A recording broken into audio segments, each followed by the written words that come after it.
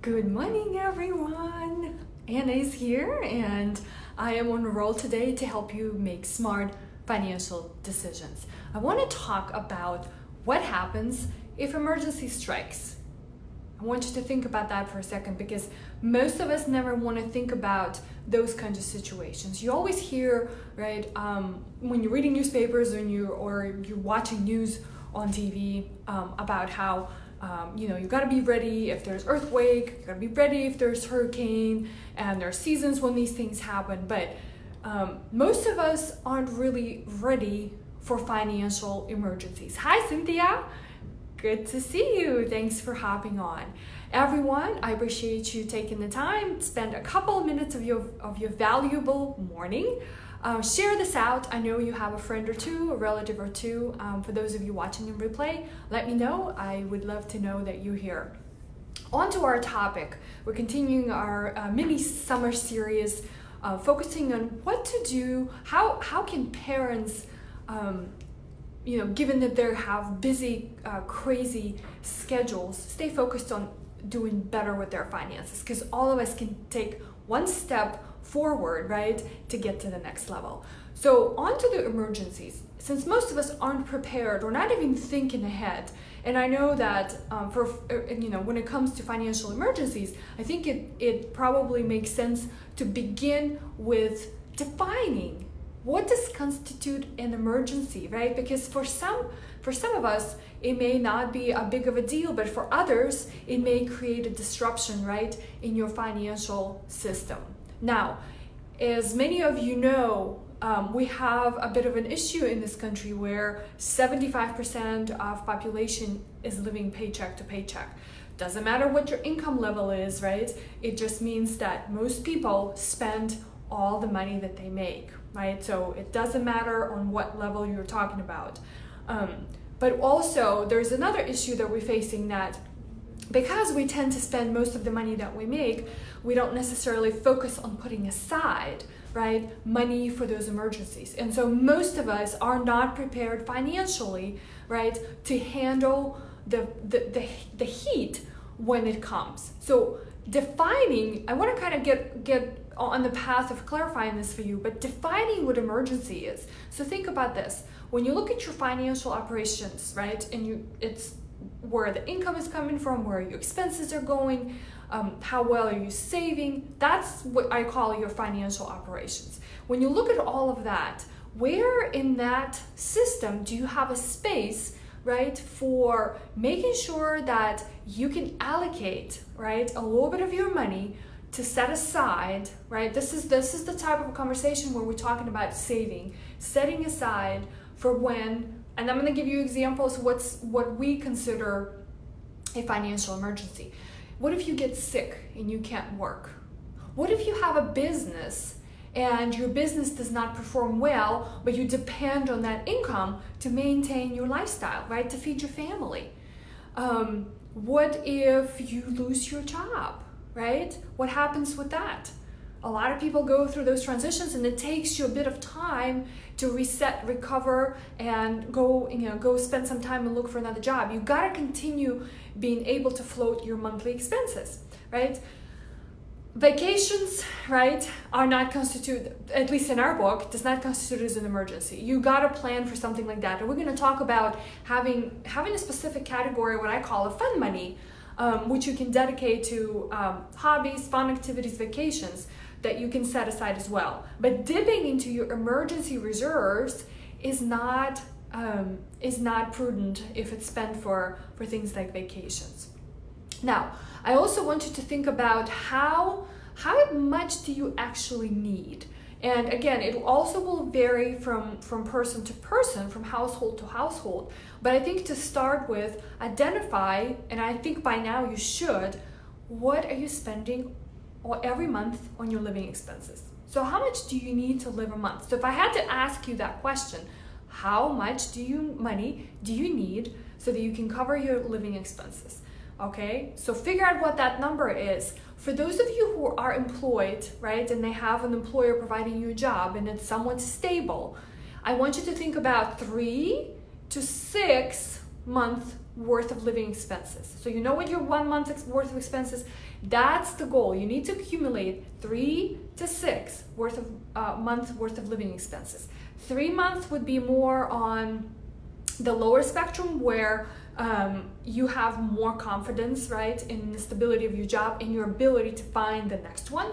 6 months is when it's the opposite of that, where you need to have more time, right, and your job security is not as high. And this is all individual, but that's kind of the range. Now, for those of you who are business owners, self-employed, or you like my husband Yuri, who works and sells real estate, commission pay jobs, or variable income, you need to think about 6 on the lower end, 6 month worth of living expenses, up to all the way to 12, right? Because the risk of you not generating income, right, or earning a commission, or if it's a business ownership and you have employees that you need to take care of, that emergency fund needs to be a lot higher. Okay, so where are you on this spectrum? I want you to think about that.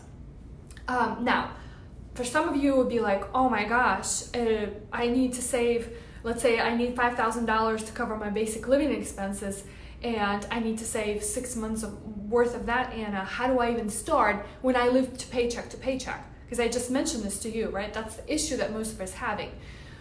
What I like to suggest, and this is where the money flow system worked for me really well once I set it up, I have fixed expenses, right, that get paid from one checking account, and then my variable expenses that get paid from my second checking account. In the fixed expense category, you have fixed bills, right? I also allocated a category for savings, and there's actually 2 of them. One for saving for short-term goals, short and mid-term goals. The next one is saving for long-term goals. We'll talk about the second one later, but today, the saving category, right, or saving goal and funding needs to be a must. And you've heard of this before, but you need to start focusing on paying yourself first. So emergencies, right? Because that's where a lot of you gonna get stressed out. That's where a lot of disagreements happen, in families, because you're stressed out. You're trying to figure out all the moving pieces, family matters, and then on the top of all of that, there's the money issue. So figure out how you can start, right? If you already have an emergency fund, that's great. Focus on maybe seeing if you can earn a little bit more money in your emergency fund. It needs to be sitting in a safe place. In a safe place, I mean it needs to have no exposure to market fluctuations. It's either stock market fluctuations, bond market fluctations, real estate market fluctuations, any kind of fluctuations, right? Or even your hand dipping into that account is also, a spending kind of category. So it needs to be set aside, because emergencies come from when we don't expect them. And that's where you can create a disruption to your overall financial system if you're not prepared to handle that. Okay, so if you have started an emergency fund, or you already have one, how can you maintain it? How can you get a little bit more return on it? Look for high yield online savings accounts. They pay about 2.2% today. Interest rates have been going down, so you've got to be prepared for something like that. But the idea here is not to make a ton of money. The idea is to have it when you need it. For those of you who are in this category over here, just starting out, right, or trying to make it work. And one other objection we usually get as advisors is, there's no way I can start saving for emergency fund. I have a ton of debt to pay. And that's fine. You should be continuing with your debt payoff plan, but you should be starting to save for your emergency reserve fund at the same time. So it's almost like 2 tracks you're running, right? You're gonna focus on paying off the debt, even 3 tracks, living your lifestyle, paying for all of your expenses, and the third one, you're going to be accumulating reserves in your emergency fund. Does that make sense? So even if you start with $100, right, and maybe you just, like, a lot of times I see my clients fund, right, their emergency reserves with like a bonus that they get, right, or maybe a big commission check, tax refunds, right? So some folks like to maybe withhold a little bit more taxes throughout the year, and then when you you file your tax return in April of next year, or maybe you have done this already, you get a big chunk of money back, and then you can seed your emergency fund account. Now, one other thing to talk about here is emergency funds are always something you got to maintain. So even though you may have one, you constantly need to revisit, right? If you had to dip into that account, for example, the other kind of more popular emergency expense could be, what if you had an accident, right? Maybe there is a small car accident where you had to pay your deductible. What if there is a roof, that's leaking in your house, or you needed to do a termite inspection, or just things like that where it's kind of outside of your normal expenses category, right? That would fall into your overall spending. So figure that out. What is it that you constitute an emergency? Set aside if you haven't already, 3 to 6 month worth of expenses for when you have a fixed job, more secure. For those of you who are on variable income, 6 to 12 months, you need to start working that. And maybe you give yourself a goal that it's gonna take me a year to get to that. But as long as you start working towards that, right? That's gonna get you so much more clarity and so much more freedom in your mind, knowing that you have that type of protection, right? And if you have, we're gonna talk about competing goals and how do you figure out those priorities in a couple days, because tomorrow's topic is how do you manage financial risks, right? Because some risks, and we're kind of talking about emergencies today, but some risks that take place in our life, right, financially, you can actually manage yourself with the help of emergency reserves or savings. But other risks you can't sustain because they're too great of a cost, right, or disruption to your overall financial plan. So what do you do, and how do you decide which risk you're going to retain and which risk you're going to outsource? And we'll talk about different options of how that goes. All right. So as a quick homework for you today, I want you to assess and reassess, where do you stand with your emergency reserves? What do you have to do to hit the targets that I described earlier? And I want you to start taking a small action. Maybe you just need to find a better savings account for your emergency reserves.